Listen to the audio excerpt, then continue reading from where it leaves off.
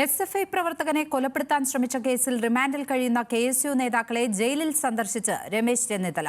KSU പ്രവർത്തകർക്ക് പിന്തുണ പ്രഖ്യാപിച്ച ചെന്നിത്തല പോലീസിനും എസ്.എഫ്.ഐക്കുമെതിരെ കടുത്ത വിമർശനവും ഉന്നയിച്ചു.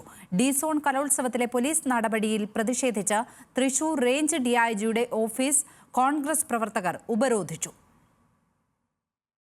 എസ്.എഫ്.ഐ യൂണിറ്റ് സെക്രട്ടറി ആഷിഖ് കൃഷ്ണനെ കൊലപ്പെടുത്താൻ ശ്രമിച്ച കേസിൽ ജയിലിൽ കഴിയുന്ന കെ.എസ്.യു ജില്ലാ പ്രസിഡന്റ് ഗോകുൽ ഗുരുവായൂർ അടക്കമുള്ളവരെയാണ് രമേശ് ചെന്നിത്തല സന്ദർശിച്ചത്. ഇവർക്ക് പാർട്ടിയുടെ പിന്തുണയും ചെന്നിത്തല ഉറപ്പു നൽകി. സന്ദർശനത്തെ ന്യായീകരിച്ച ചെന്നിത്തല എസ്.എഫ്.ഐക്കും പോലീസിനുമെതിരെ വിമർശനം ഉന്നയിച്ചു. കാലിക്കറ്റ് യൂണിവേഴ്സിറ്റി നഷ്ടപ്പെട്ടതോടുകൂടി എസ്.എഫ്.ഐയുടെ സ്വാധീനം ഇല്ലാതാകുന്നു. അതിന്റെ പേരിലാണ് ഈ അക്രമങ്ങളെല്ലാം അഴിച്ചുവിടുന്നത്. ഇത് ശരിയല്ല.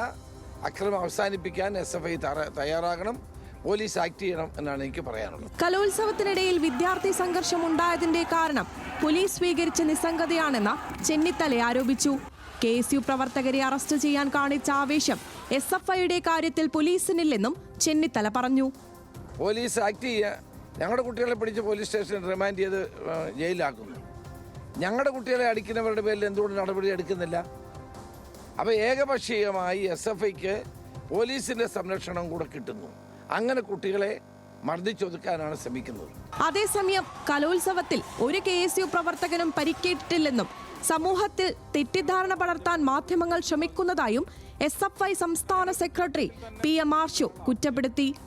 ഈ വിഷയവുമായി ബന്ധപ്പെട്ട് മുഖ്യധാരാ മാധ്യമങ്ങൾ സ്വീകരിച്ച സമീപനാണ് അത് അങ്ങേയറ്റം വിമർശന വിധേയമാണ്. ഞങ്ങൾ ആവർത്തിച്ച് നിങ്ങളോടുള്ള വിമർശനം സൂചിപ്പിക്കുമ്പോഴും ഒരു നിലയ്ക്കും അതിനകത്ത് ഒരു തിരുത്തൽ വരുത്തുന്നതിന് വേണ്ടിയും ഞങ്ങൾ ഒരുക്കല്ല എന്ന നിലപാട് ആവർത്തിച്ചുകൊണ്ട് കേരളത്തിലെ ചില മാധ്യമ സ്ഥാപനങ്ങൾ സ്വീകരിച്ചുകൊണ്ടിരിക്കുകയാണ്. തൃശൂരിൽ നടന്ന ആക്രമണങ്ങൾക്ക് പിന്നാലെ സംസ്ഥാനത്തെ വിവിധ കലാലയങ്ങളിലും എസ്.എഫ്.ഐ കെ.എസ്.യു സംഘർഷം തുടരുകയാണ്.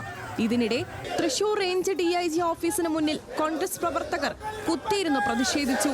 2 മണിക്കൂറിലേറെ നീണ്ടുനിന്ന സമരത്തിനൊടുവിൽ നേതാക്കളെ പോലീസ് അറസ്റ്റ് ചെയ്ത് നീക്കി. ന്യൂസ് മലയാളം, തൃശൂർ.